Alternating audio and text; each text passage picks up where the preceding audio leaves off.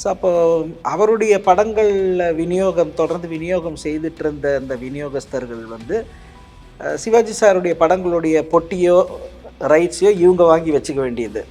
So யார் கேட்டாலும் வந்து அத வந்து குடுக்காம இருக்காங்க. கேட்டபோது, "இல்ல சிவாஜி சார் படம்லாம் வந்து போகாது. நீங்க எம்ஜிஆர் சார் படம் வாங்கிக்கங்க. என்ட்ட எம்ஜிஆர் படம் நெறைய இருக்கு." அப்படின்னு சொல்லிட்டு இது I don't want to name the distributor. ஒரு 6, 7 படம் வந்து சிவாஜி சார் படம் சொல்லி, இது எல்லாமே பொட்டி இவரு தாங்க வாங்கி வச்சிருக்காரு. குடுக்க மாட்டாரு. அவர் அடிப்படையில வந்து எம்ஜிஆர் படங்கள் விநியோகம் பண்றவரு. So 1 week collection was around 1,10,000 collection அந்த படம்.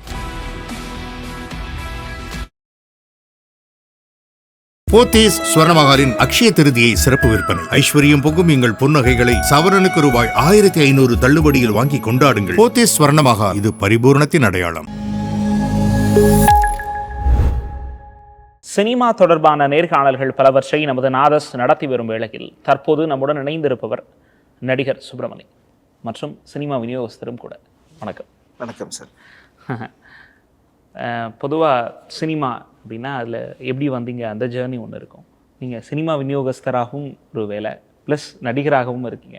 சினிமா விநியோகஸ்தர், அதில் முக்கியமாக ஓல்டு ஃபிலிம்ஸ் மட்டும் பண்ணுறது, இந்த தேடல் எப்படி ஆரம்பிச்சிச்சு? அதை மட்டும் ஏன் பண்ணணும்னு முடிவெடுத்தீங்க?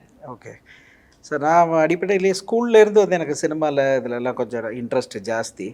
So I mean like any எல்லாம் அந்த சின்ன பசங்க எல்லாரையும் மாதிரி தான் எனக்கும் அந்த இதில் தான் இன்ட்ரெஸ்ட்டு. ஸோ ஸ்டடீஸில் வந்துட்டு ஒரு அபோவ் ஆவரேஜ் அவ்வளோதானே தவிர பெரிய டிஸ்டிங்ஷன் ஹோல்டர் எல்லாம் கிடையாது. ஆமாம், சினிமா தான் வந்து ஒரு பேஷன். அப்போ நாங்கள் வந்து ட்ரிப்ளிகேனில் இருந்தோம். ஓகே. ஸோ நாங்கள் இருந்த ஏரியாவில் சுற்றி வந்து சினிமா தியேட்டர்ஸ் தான். ஸ்டார் தியேட்டர், பேரகன், பிளாசா, சித்ரா, தேவி பேரடைஸு, சாந்தி, இப்படி ஒரு 3 கிலோமீட்டர்ஸ் ரேடியஸில் இவ்வளோ தியேட்டர்ஸும் வந்து இருக்கும். ஸோ இந்த பக்கம் கொஞ்சம் அப்படி ஐசோஸ் பக்கம் போச்சு அப்படின்னா உங்களுக்கு மயிலாப்பூரில் இருக்கிற தியேட்டர்ஸ் எல்லாம் கபாலி, காமதேனு, இப்படி வந்து இதெல்லாம் பழைய தியேட்டர்ஸு. உங்களுக்கு எந்த அளவுக்கு தெரியல எனக்கு. பட் இது எல்லாமே வந்து ரொம்ப பாப்புலரான ஒரு தியேட்டர்ஸ். ரிலீஸ் ஆன படங்களுக்கு அப்புறம் வந்து நம்ம செகண்ட் ரிலீஸ், தேர்ட் ரிலீஸ் அந்த மாதிரி வந்து ரிலீஸ் பண்ணுவாங்க. ஸோ அப்போது அது வந்து ஒரு பெரிய ஒரு இதுவாக வந்து அங்கே தான் வந்து பழைய படங்கள்லாம் பார்த்து அந்த ஆர்வமோ என்னமோ தெரியல. ஸோ இது வந்து கிட்டத்தட்ட ஆல்மோஸ்ட் 2012 கூட இல்லை, 2011லேருந்து ஐ ஸ்டார்டட் ஆக்சுவலி. ஸோ இந்த இதை வந்து பண்ணணும் அப்படின்னு சொல்லிட்டு. ஸோ நான் ஒர்க் பண்ணிகிட்ருக்கேன். ஆக்சுவலாக ஒரு ப்ரைவேட் கம்பெனியில் ஒர்க் பண்ணியிருந்தேன். பட் இதை ஃபுல் டைமாக வந்து பண்ண முடியாது. ஸோ இதோடைய தேடுதல் எப்படி ஆரம்பிச்சிச்சு அப்படின்னா, ஸோ 2001 சிவாஜி சாருடைய மறைவுக்கு பிறகு so there was a drop. தியேட்டர்ஸில் வந்து அவருடைய படங்கள் வர்றது சுத்தமாக இல்லாமல் போயிடுச்சு. ஸோ ஏன் திடீர்னு வந்து இவர் என்ன இவ்வளோ ரெகுலராக வந்து வந்துட்டு இருந்துச்சு அவருடைய படம், எதனால் வந்து இப்படி ஒரு எங்கேயுமே வந்து காணமே அவருடைய படம் அப்படின்னு சொல்லிட்டு, என்னென்ன நம்ம அதை இது பண்ணுவோம் அப்படின்னு சொல்லிட்டு என்னுடைய நண்பர் ஒருத்தர் மூலமாக இது இது இதோடைய கேள்விகளை தேடி வந்து போனேன். அப்போ அவர் இதில் என்ன இருக்குது, நம்ம போய் கேட்டு பார்ப்போம் அப்படின்னு மவுண்ட் ரோட்டில் இந்த சினிமாக்காரங்களுக்குன்னு ஒரு ஸ்ட்ரீட்டு இருக்குது. ஸோ அங்கே வந்து போனோம். போயிட்டு பார்க்கும்போது இப்போ அந்த காலத்துலலாம் பார்த்தீங்கன்னா காம்படிஷன் இப்போ எம்ஜிஆர், சிவாஜி அந்த மாதிரி தானே. ஏன்னா MGR was a senior actor. 1936 நடிக்க வந்தவர். இவர் 1956 வந்து நடிக்க வந்தவர். ஸோ அப்போது அவருடைய படங்களில் தொடர்ந்து விநியோகம் செய்துட்டு இருந்த அந்த விநியோகஸ்தர்கள் வந்து சிவாஜி சாருடைய படங்களுடைய பொட்டியோ, ரைட்ஸையோ இவங்க வாங்கி வச்சுக்க வேண்டியது. ஸோ யார் கேட்டாலும் வந்து அதை வந்து கொடுக்காம இருக்காங்க. அப்படிலாம் ஒன்று நடந்தது. ஆமாம். ஸோ இது நான் சரி இதை வந்து எப்படி தெரிஞ்சுக்கிறது அப்படின்னு சொல்லிட்டு நம்மளே வந்து ஒரு படம் கேட்டுட்டு போவோம். ஸோ என்ன நடக்குதுன்னு பார்ப்போம் அப்படின்னு சொல்லிட்டு தான் வந்து மீரான் சாஹிப் ஸ்ட்ரீட்டுக்கு போச்சு. அப்போது ஒரு விநியோகஸ்தரை வந்து ஒரு புரோக்கர் மூலமாக வந்து அணுகினேன். ஸோ அவர்கிட்ட வந்து எனக்கு சிவாஜி சாருடைய படம் தியேட்டரில் எடுத்து போடலாம் அப்படின்ட்டுருக்கேன், இந்த மகாலட்சுமி தியேட்டரில், ஓட்டேரி மகாலட்சுமி. ஸோ கேட்டபோது, இல்லை சிவாஜி சார் படம்லாம் வந்து போகாது, நீங்கள் எம்ஜிஆர் சார் படம் வாங்கிக்கோங்க, என்கிட்ட எம்ஜிஆர் படம் நிறைய இருக்குது அப்படின்னு சொல்லிட்டு சொல்கிறாரு. ஸோ அப்போ அவருடைய ஆஃபீஸில் வந்து I don't want to name the distributor, அவரோட அசிஸ்டன்ட் மாதிரி ஒருத்தங்க இருக்காங்க அங்கே இந்த டீ காஃபி எல்லாம் வாங்கின்னு வர்றதுக்கு. ஸோ அவர் வந்து டீ காஃபியெல்லாம் வாங்கிட்டு வரதுக்கு போயிட்டாரு. ஸோ இவர் வந்து என்கிட்ட பயங்கரமாக ப்ரொமோட் பண்ணுறாரு. எம்ஜிஆர் படங்களை எம்ஜிஆர் சார் நீங்கள் படங்களை வைக்க வாங்குங்க சொல்லி. அப்படின்னு சொல்லிட்டு ரொம்ப ப்ரொமோட். நான் சொன்னேன், இல்லைங்க எனக்கு நான் கேட்குறது இது இது இவருடைய படங்கள் என்ன வச்சுருக்கீங்கன்னு சொல்லுங்கள் அப்படின்னோடனே அவர் கொஞ்சம் ஒரு டிசப்பாயிண்ட் ஆகிட்டு என்கிட்ட, இல்லை அவர் படம்லாம் நான் பண்ணுறது கிடையாது அப்படின்னு சொல்லிட்டு சரிங்க ரொம்ப தேங்க்ஸு அப்படின்னு சொல்லி, சரி வேறு யாராவது இருப்பாங்களா பார்ப்போம் அப்படின்னு சொல்லிட்டு இறங்கி வரேன். அப்போ அந்த டீ வாங்கிட்டு வர்றவர் அவர் கீழே இருந்தார். அவர் வந்து ஒரு 6-7 படம் வந்து சிவாஜி சார் படம் சொல்லி இது எல்லாமே பொட்டி இவர் தான் அங்கே வாங்கி வச்சுருக்காரு. ஸோ கொடுக்க மாட்டார். அவர் அடிப்படையில் வந்து எம்ஜிஆர் படங்கள் விநியோகம் பண்ணுறவர். ஆனால் இந்த படங்களை வாங்கி வச்சு. ஆமாம், வாங்கி வச்சுருக்காரு. யார் கேட்டாலும் அதை கொடுக்க மாட்டாங்க. பிகாஸ் சிவாஜி சாருடைய படங்கள் வந்து தொடர்ந்து வந்து தியேட்டர்ஸில் வரும்போது எப்பயுமே சிவாஜி சாருக்கு ஃபேமிலி ஆடியன்ஸஸ் வந்து ரொம்ப அதிகம். ஸோ நீங்கள் பார்த்தீங்க அப்படின்னா இப்போ உங்களுக்கு டிஜிட்டலில் கர்ணன் வந்த போதும் சரி, வசந்த மாளிகை வந்த போதும் சரி, சிவகாமியின் செல்வன், ராஜபாட்டுறங்குதிரை, இது எல்லாமே இப்போ வந்து 100 டேஸ், ஈவன் முதல் மரியாதை கூட இப்போ ரீரிலீஸ் பண்ணி திருப்பூரில் 100 டேஸ் ஓடிச்சு. ஸோ ஃபேமிலி க்ரௌடு ஜாஸ்தி. அப்போ இவங்க வாங்கி வச்சுருக்கிற படங்களுக்கு யாரும் வாங்க வரலை அப்படின்னும் பொழுது அந்த படங்களை வாங்கி இவங்க வச்சுக்கிறாங்க.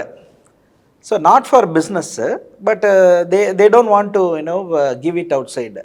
ஸோ அவங்க அந்த பெரும் ஆளுமைகள் 2 பேரும் இல்லை, இருந்தாலும் இந்த அரசியல் தொடருது. ஆமாம், இந்த ஒரு காம்படிஷன் எனக்கு உண்மையிலேயே சிரிப்பு தான் வந்துச்சு. ஏன் வந்து இப்படி ஒரு எந்த ஒரு காம்படிஷனாக இருந்தாலும் ஹெல்த்தியாக இருந்தால் தான் வந்து it is always good.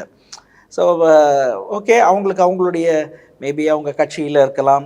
So அதனால் வந்து அந்த ஒரு விசுவாசத்தை காட்டுறதுக்கு இவருடைய படங்கள் வராமல் இருக்கிறதுக்கு. பட் சரி இதை எப்படி தான் வந்து இந்த மாதிரி தான் வந்து 3-4 டிஸ்ட்ரிபியூட்டர் மீட் பண்ணால் 3-4 பேர் இதைத்தான் வந்து சொல்கிறாங்க. அங்கே பார்த்தீங்கன்னா சுவர் ஃபுல்லாக வந்து எம்ஜிஆர் சாருடைய படங்கள் தான் ஒட்டி வச்சுருக்காங்க. ஸோ ஆனால் எல்லோரும் வந்து 2-3 முக்கியமான படங்கள் எல்லாம் வந்து ஆளாளுக்கு வந்து வாங்கி வச்சுருக்காங்க. ஒன்றுலே ரைட்ஸ் வாங்கி வச்சுருக்காங்க, இல்லை பிரிண்ட் வாங்கி வச்சுருக்காங்க. அந்த ஒரு பிரிண்ட்டு தான் இருக்கும். நம்ம ரைட்ஸ் வாங்கினா பிரிண்ட்டு கிடைக்காது நமக்கு. அப்போ ரைட்ஸ் வாங்கி வேஸ்ட்டு தானே.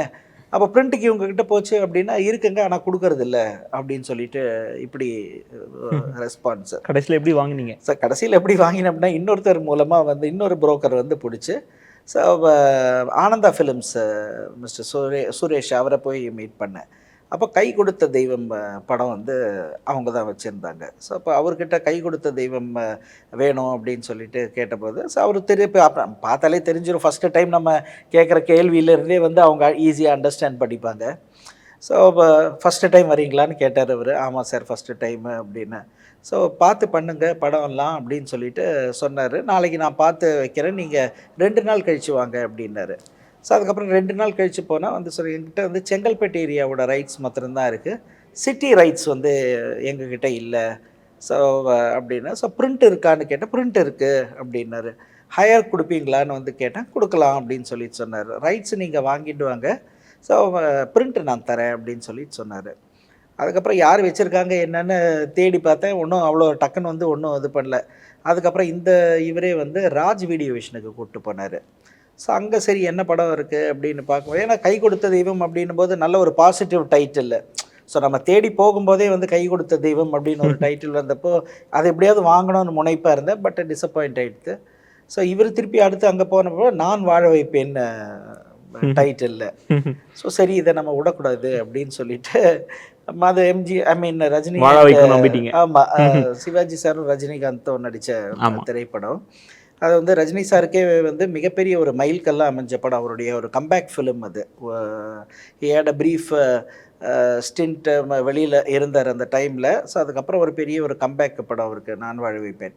ஸோ ராஜ் டிவியில் போயிட்டு அந்த படத்துடைய ரைட்ஸ் வாங்கினேன். அதுக்கப்புறம் வந்து அவங்களே ஒருத்தங்களை கான்டாக்ட் கொடுத்தாங்க, மிஸ்டர் ராஜன் ஹட்டன் அப்படின்னு. இப்போ அவர் இல்லை. அவர் வந்து பார்த்திங்கன்னா ராஜன் ஹட்டன்கிறவர் இந்த விட்லாச்சாரியாவுடைய படங்கள் எல்லாம் தியேட்டரில் எடுத்து போடுறவர். அதுதான் அவர் முன்னாடி அதெல்லாம் பண்ணிகிட்டு இருந்தார்.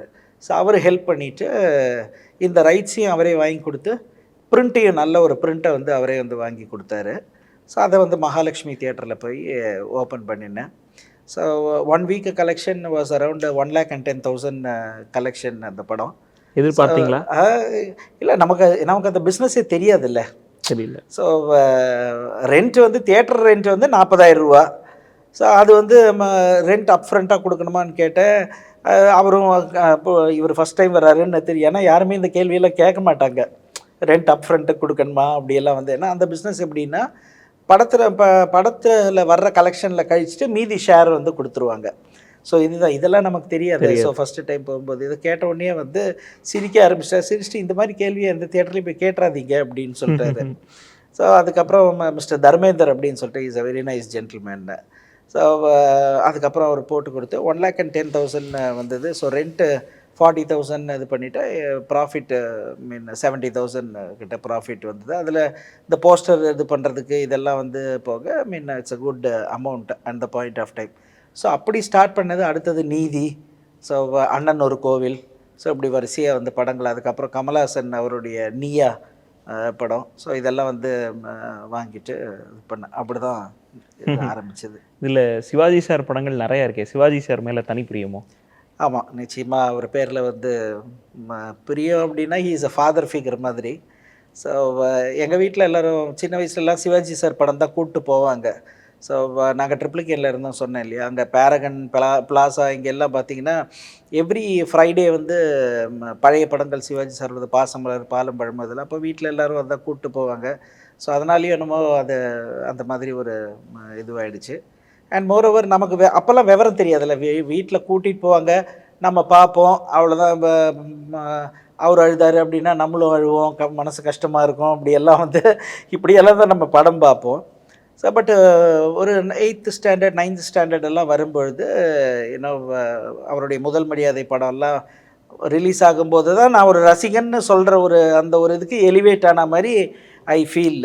சரி, அப்போல்லாம் தெரியும் இந்த மாதிரி எனக்கு சிவாஜி சாரை பிடிக்கும் அப்படிங்கிறத ரியலைஸ் பண்ணினது அந்த இதுதான். அதர்வைஸ் எனக்கு தெரிஞ்சு எங்கள் வீட்டில் சொல்லி நான் பார்த்த ஃபஸ்ட்டு படம் வந்து தச்சோலி அம்பு அப்படின்னு 1978.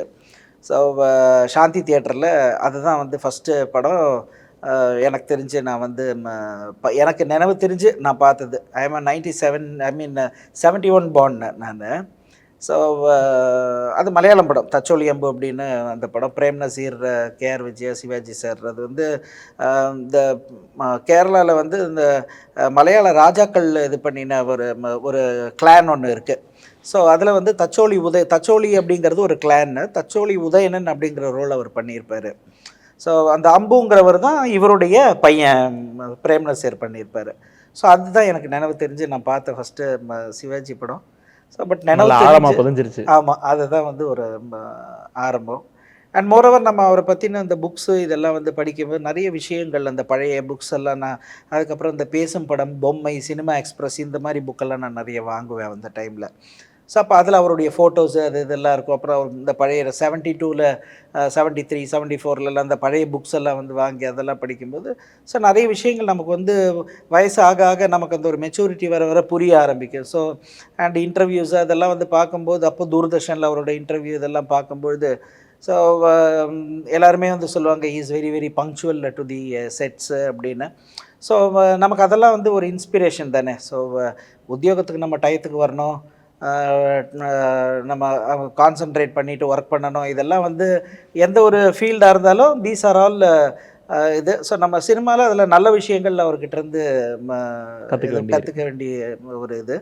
அதுக்கப்புறம் பார்த்திங்கன்னா நான் ஸ்கூல் படிக்கும்போது இந்த திருவிளையாடற் புராணம் இதெல்லாம் வந்து நான் டீட்டெயில், தமிழ் டு நான் டீட்டெயில் எல்லாம் வரும்.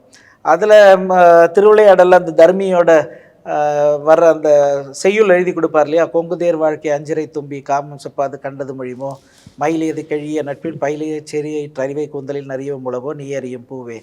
இது வந்து இந்த திருவிளையாடல் படம் பார்த்ததை அதை அப்படியே எழுதினேன். அதுக்கு வந்து ஒரு 8க்கு 8 மார்க் வந்து கிடச்சிது அதை எக்ஸ்பிளைன் பண்ணி. அதே மாதிரி திருவிளையாடற் புராணம் குறிப்பு வரைக அப்படின்னு ஒரு கொஸ்டினுக்கு சிவனுக்கும் தர்மிக்கும் நடக்கிற இது அப்படின்னு சொல்லிட்டு எழுதுறதுக்கு பதிலாக சிவாஜிக்கும் தர்மிக்கும் வந்து அந்த மாதிரி வந்து எழுதிட்டேன். ஸோ அது மட்டும் வந்து என்னுடைய தமிழ் பேப்பரில் அதுக்கு நான் காலேஜ் படிக்கிற வரைக்கும் அந்த பேப்பரை வச்சுருந்தேன். ஆமாம், அந்த ஆன்சர் பேப்பரில். ஸோ இது 9th ஸ்டாண்டர்டு தமிழ் நான் டீட்டெயிலில் வந்தது. ஸோ பட் அதுக்கப்புறம் நாங்கள் வீடு ஷிஃப்ட் பண்ணோம். ஸோ அதில் இதுவே போச்சு. அது எதுக்குன்னா இதை காட்டுறதுக்காகவே நான் வந்து வச்சுருந்தேன். ஸோ அந்த மாதிரி ஒரு இன்வால்மெண்ட்டு. சிவாஜி சாரோட தீவிர ரசிகர் அப்படின்னு உங்களை நாங்கள் அடையாளப்படுத்திடுறோம். ஏன்னா நீங்கள் சொல்லும் போதே அதில் ஒரு சந்தோஷம் இருக்குது.